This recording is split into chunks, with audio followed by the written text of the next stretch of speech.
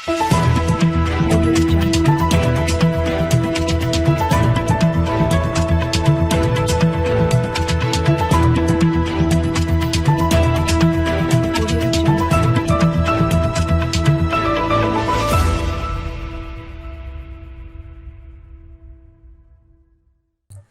के साथ वो मीटिंग, मातोश्री में मुलाकात, संजय राउत तब उद्धव ठाकरे से नहीं थे सहमत।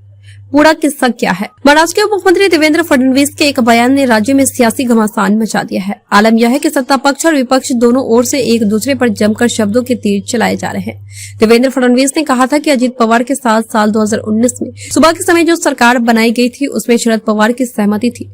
देवेंद्र फडणवीस ने उद्धव ठाकरे पर भी निशाना साधते हुए कहा था कि आपने ही व्यक्ति द्वारा हमें धोखा दिया गया था। इस मुद्दे पर उद्धव ठाकरे गुट के सांसद संजय राउत ने फडणवीस समेत बीजेपी पर जमकर निशाना साधा है।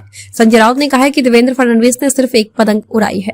संजय राउत ने कहा है कि सुबह के शपथ समारोह का रहस्य और सत्य देवेंद्र फडणवीस कभी नहीं बता सकते, क्योंकि उन्हें कुछ मालूम नहीं है। यह सच है कि हमने एक साथ वोट मांगे थे। साल 2014 में बीजेपी ने गठबंधन तोड़ा था। दरअसल उन्हें घमंड हो गया था, तब उस समय उन्होंने हमारे साथ विश्वासघात किया था। संजय राउत नहीं रुके, उन्होंने कहा कि जिस बीजेपी को महाराष्ट्र में कुत्ता भी नहीं पूछता था, उस पार्टी को प्रतिष्ठा दिलाने का काम बाला साहेब ठाकरे ने किया था। ऐसे पुराने और भरोसेमंद मित्र के साथ बीजेपी ने विश्वासघात किया।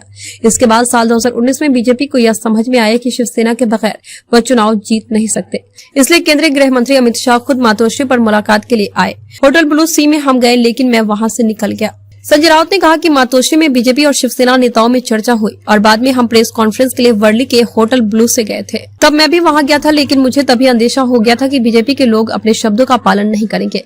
मुझे उस समय भविष्य दिखाई पड़ रहा था। मुझे वह मामला जमा नहीं था। मुझे लग रहा था कि 2.5 साल के मुख्यमंत्री पद की बात को बीजेपी के लोग मानेंगे नहीं। यह बात मेरे मन में पक्की हो गई थी, लेकिन मैं पार्टी के नियमों से बंधा हुआ था, इसलिए चाहकर भी कुछ नहीं कर सका।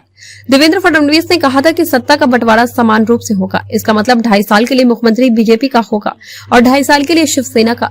समान बंटवारे का मतलब हमने तो यही समझा था। हालांकि चुनाव प्रचार के दौरान बीजेपी की तरफ से यह कहा गया था कि मुख्यमंत्री देवेंद्र फडणवीस होंगे। तब हमने कुछ नहीं कहा था, क्योंकि सब कुछ तय था।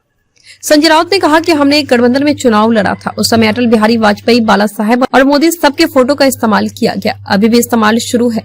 जिन लोगों ने शिवसेना के साथ बगावत की, वो आज भी बाला साहेब ठाकरे की फोटो का इस्तेमाल कर रहे हैं।